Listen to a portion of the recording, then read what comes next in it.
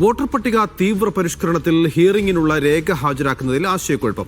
2002 ലിസ്റ്റുമായി mapping ചെയ്യാനാവാത്തവർ ജനനതീയതി, ജനനസ്ഥലം തെളിയിക്കുന്ന രേഖ ഹാജരാക്കണമെന്നാണ് നിർദ്ദേശം. എന്നാൽ കമ്മീഷൻ പറയുന്ന 11 രേഖകളിൽ ഏതെല്ലാം സാധുവാണെന്നതിൽ BLOമാർക്ക് വ്യക്തതയില്ല. മാപ്പിംഗ് ചെയ്യാത്തവരെ BLOമാർ ബന്ധപ്പെട്ട് തുടങ്ങിയിട്ടുണ്ട്. സഫ്വാൻ VP ആണ് ചേരുന്നത്. സഫ്വാൻ, 19 ലക്ഷത്തിലധികം ആളുകൾ ഹിയറിംഗിന് ഹാജരാകേണ്ടി വരും എന്ന് നമുക്കറിയാം. പക്ഷേ ആരൊക്കെയാണ് ഹാജരാക്കേണ്ടത്, എപ്പോഴാണ് ഹാജരാകേണ്ടത്, എന്തൊക്കെ രേഖകളാണ് അവർ സമർപ്പിക്കേണ്ടത്? ഈ 3 കാര്യങ്ങളാണ് കൃത്യമായി ഈ പുറത്താക്കപ്പെടുന്നവർ അല്ലെങ്കിൽ ഈ രേഖകൾ ഹാജരാക്കപ്പെടേണ്ടവർ അറിയേണ്ടത്. പക്ഷേ ഇത് എപ്പോഴാണ് അറിയുക? നിലവിലുള്ള അവസ്ഥയിൽ നമുക്ക് ഇതിൽ എന്തെങ്കിലും തീർപ്പ് ഈ വോട്ടർമാരോട് പറയാൻ സാധിക്കുമോ? നൗഫൽ, നിലവിലുള്ള അവസ്ഥ പ്രകാരം, നിലവിലുള്ള കണക്ക് പ്രകാരം, അതായത് BLOമാർക്ക് ഇവരുടെ പട്ടിക, അതായത് കരട് പട്ടികയിൽ ഉൾപ്പെട്ട മാപ്പിംഗ് ചെയ്യാത്ത ആളുകളുടെ വിവരങ്ങൾ ബൂത്ത് അടിസ്ഥാനത്തിൽ BLOമാർക്ക് നൽകുക മാത്രമാണ് കമ്മീഷന്റെ ഭാഗത്തുനിന്നുണ്ടാകുന്നത്. ഇവർക്ക് നോട്ടീസ് നൽകുന്നതുമായി ബന്ധപ്പെട്ടോ അതിന്റെ തുടർ നടപടിയുമായി ബന്ധപ്പെട്ടോ BLOമാർക്ക് തെരഞ്ഞെടുപ്പ് കമ്മീഷന്റെ ഭാഗത്തു നിന്ന് ഒരു നിർദ്ദേശവും ലഭിച്ചിട്ടില്ല.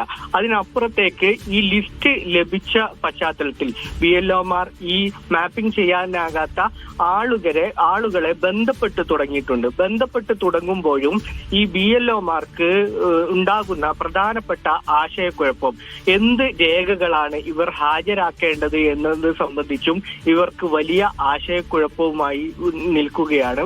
അതായത് ജനന തീയതി, ജനന സ്ഥലം എന്നിവ തെളിയിക്കുന്ന രേഖകൾ ഹാജരാക്കണം എന്നുള്ള ഒരു നോട്ടിഫിക്കേഷൻ മാത്രമാണ് BLOമാർക്ക് നൽകിയിട്ടുള്ളത്. അത് ഏത് രേഖ, നേരത്തെ ഈ SIRമായി ബന്ധപ്പെട്ട് സാധുവാകുന്ന 11 രേഖകൾ കമ്മീഷൻ തന്നെ പറഞ്ഞിരുന്നു. അതിൽ പാസ്പോർട്ട് ഉണ്ട്, ആധാർ ഉണ്ട്, ഇലക്ഷൻ ID ഉൾപ്പെടെയുള്ള 11 സാധുവായ രേഖകളുണ്ട്. ഇതിൽ ഏതാണ് ജനന തീയതിയും ജനന സ്ഥലവും സാധുവാകുന്ന രേഖകൾ എന്ന് കമ്മീഷൻ ഇതുവരെ വ്യക്തമാക്കിയിട്ടില്ല. ഈ ആശയക്കുഴപ്പത്തിൽ കിടന്ന് കറങ്ങുകയാണ് BLOമാർ. ഇനി ഹിയറിംഗിന് വിളിപ്പിച്ചാൽ പോലും ഇത്തരത്തിൽ ഏത് രേഖകൾ ഹാജരാക്കുമെന്ന് സംബന്ധിച്ചുള്ളൊരു ആശയക്കുഴപ്പം BLOമാർക്കുണ്ട്. സാധാരണ രീതിയിൽ ജനന തീയതിയും ജനന സ്ഥലവും സാധുതയാവുന്ന സർട്ടിഫിക്കറ്റ് ബർത്ത് സർട്ടിഫിക്കറ്റ് ആണ്. അതിലുള്ള ഏറ്റവും പ്രധാനപ്പെട്ട പ്രശ്നം 1987 ജനിച്ച ആളുകൾക്ക് നമ്മുടെ സംവിധാനം അനുസരിച്ച് അവർക്ക് ബർത്ത് സർട്ടിഫിക്കറ്റ് ഇല്ലാത്ത അവസ്ഥയുണ്ട്. ഇങ്ങനെയുള്ള ആളുകൾ ഏത് രേഖ ഹാജരാക്കിയാലായിരിക്കും ഇവരുടെ മാപ്പിംഗ് പൂർത്തിയാകുക എന്നുള്ളൊരു കാര്യത്തിലുള്ള കൺഫ്യൂഷനാണ്, ആശയക്കുഴപ്പമാണ് ഈ BLOമാർക്കുള്ളത്. ഇതുകൊണ്ട് തന്നെയാണ് രാഷ്ട്രീയ പാർട്ടികൾ ആവശ്യപ്പെടുന്ന പ്രധാനപ്പെട്ട ഒരു കാര്യം, നേരത്തെ പുറത്താക്കപ്പെട്ടവരുടെ ലിസ്റ്റ് പുറത്തുവിട്ടതുപോലെ ഈ മാപ്പിംഗ് വിധേയമാകുന്ന ആളുകളേക്ക്, അതായത് കരട് പട്ടികയിൽ ഉൾപ്പെട്ട ആളുകളാണ് ഇവരെന്ന് ഓർക്കണം. നൗഫൽ നേരത്തെ സൂചിപ്പിച്ച പോലെ 19 ലക്ഷത്തോളം ആളുകൾ ഈ ലിസ്റ്റിൽ ഉൾപ്പെടാൻ സാധ്യതയുണ്ട്.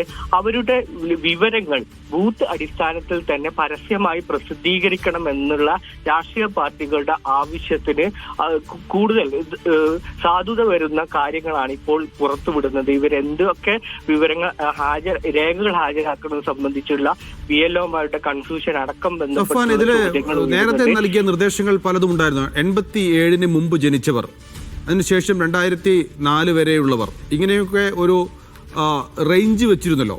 ഇതിലുള്ളവർ, ഇതിനകത്തുള്ളവർ, ഇതിന് പുറത്തുള്ളവർ, അവർ നൽകേണ്ട രേഖകൾ തുടങ്ങിയ കാര്യങ്ങളൊക്കെ നേരത്തെ SIRമായി ബന്ധപ്പെട്ടുള്ള നിർദ്ദേശങ്ങളായി വന്നിരുന്നു. അങ്ങനെയെങ്കിൽ ആ നിർദ്ദേശങ്ങളൊക്കെ ഇപ്പോഴും നിലനിൽക്കുന്നുണ്ടോ? അതായത് 87 മുമ്പുള്ളവർ അവരുടെ ഏതെങ്കിലും രേഖ, ഒരു 10ഓ 13ഓ രേഖകളുണ്ട്, അതിലേതെങ്കിലും ഒരു രേഖ നൽകിയാൽ മതി എന്നായിരുന്നു നേരത്തെ ഉണ്ടായിരുന്ന നിർദ്ദേശം. അതിനുശേഷം ജനിച്ചവർ രക്ഷിതാക്കളുടെ രേഖകൾ കൂടി ഹാജരാക്കണം എന്നുള്ള നിർദ്ദേശമുണ്ടായിരുന്നു. ഇത്തരം പഴയ നിർദ്ദേശങ്ങളൊക്കെ നിലവിലുണ്ടോ, അല്ലെങ്കിൽ ഈ നിർദ്ദേശങ്ങളൊക്കെ പുതുക്കി ഇനി വരാനുള്ള സാധ്യതയാണോ ഉള്ളത്? ഏറ്റവും പ്രധാനപ്പെട്ട കാര്യമാണ് നൗഫൽ ഇപ്പോൾ സൂചിപ്പിച്ചത്. 1987 മുമ്പ് ജനിച്ചവർ തങ്ങളുടെ രേഖ ഹാജരാക്കണം, അതിന് ശേഷം ജനിച്ചവർ രക്ഷിതാക്കളുടെ രേഖ ഹാജരാക്കണം എന്നായിരുന്നു ഇവരുടെ നിർദ്ദേശവുമായി ബന്ധപ്പെട്ട്. അതായത് SIR നടപടിക്രമങ്ങൾ തുടങ്ങുമ്പോൾ ഉണ്ടായിരുന്ന, അതായത് ഈ 2002 ലിസ്റ്റുമായി ബന്ധപ്പെടുത്തുമ്പോൾ ഉണ്ടാകുന്ന നിർദ്ദേശത്തിൽ ഏറ്റവും പ്രധാനപ്പെട്ട കാര്യമായി പറഞ്ഞിരുന്നത്, അങ്ങനെ കരട് പട്ടിക പ്രസിദ്ധീകരിച്ച ശേഷം 8% ആളുകൾ ഇതിൽ നിന്ന് പുറത്തു പോകുന്ന ഒരു ഘട്ടത്തിൽ ഇത് സംബന്ധിച്ചുള്ള ഒരു കൃത്യമായ വിവരം നേരത്തെ കൃത്യമായി രേഖപ്പെടുത്തിയിരുന്ന ഒരു കൃത്യമായ വിവരത്തിൽ ഒരു തീർപ്പ് കൽപ്പിക്കാൻ തെരഞ്ഞെടുപ്പ് കമ്മീഷന്റെ ഭാഗത്തു നിന്ന് ഉണ്ടായിട്ടില്ല എന്നത് തന്നെയാണ് ഇപ്പോഴുണ്ടാകുന്ന ഏതായാലും ആശയക്കുഴപ്പത്തിന്റെ ഏറ്റവും പ്രധാനപ്പെട്ട കാര്യം.